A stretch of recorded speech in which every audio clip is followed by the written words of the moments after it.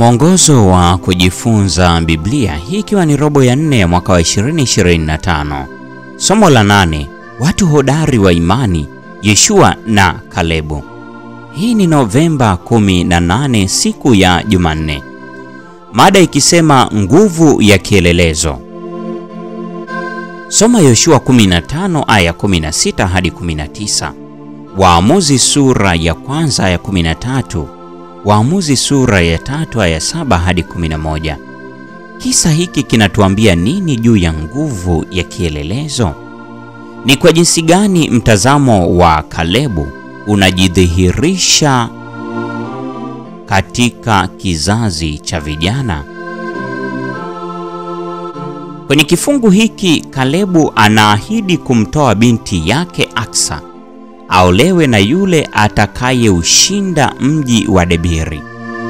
Othnieli anaushinda ule mji na hivyo anafaulu kuushika mkono wa Aksa. Kisa hiki ni muhimu kwa sababu kwa mara nyingine tena kinadhihirisha ujasiri, imani na utayari wa Kalebu wa kukabiliana na changamoto. Kinaonyesha pia kwamba kizazi kilichofuata cha Waisraeli kilitembea kwenye mfano wa hawa waliokuwa hodari wa imani, Kalebu na Yoshua. Kizazi cha awali kinapofunga huduma yao, kinakuwa na kizazi kipya kinachokuwa tayari kukabiliana na changamoto na kuendelea kutimiza mpango wa Mungu kwa ajili ya Israeli. Kwa namna ambayo si tofauti na ombi la Kalebu kwa Yoshua, unipe nchi hii ya milima.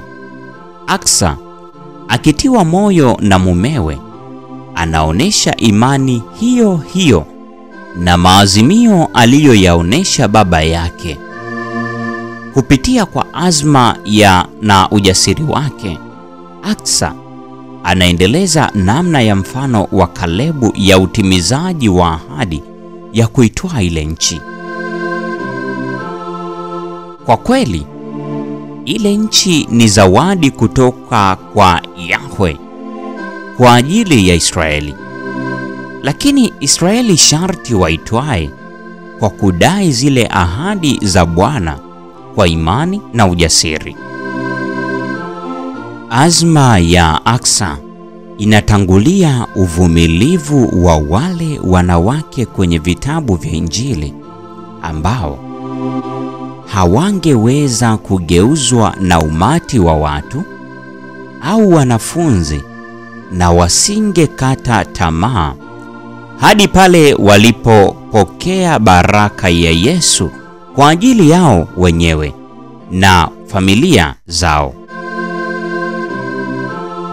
Soma Injili kama ilivyoandikwa na Luka mtakatifu sura ile ya 18 aya ya 1 hadi ya 5.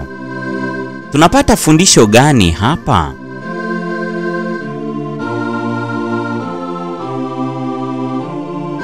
Kupitia mwenge wa imani hadi kwenye kizazi kinachofuata, ni jambo muhimu kwa ajili ya ukamilishwaji wa utume ambao Mungu ametukabidhi. Fikiria juu ya changamoto za kupitisha imani kwenda kwa kizazi kinachofuata kwa upande mmoja, na juu ya fursa kwa ajili ya vijana kupokea majukumu zaidi kwenye kazi ya Mungu kwa upande mwingine. Tunaweza kufanya nini kusaidia kufunza vijana wapate kuchukua uongozi wa kitauwa?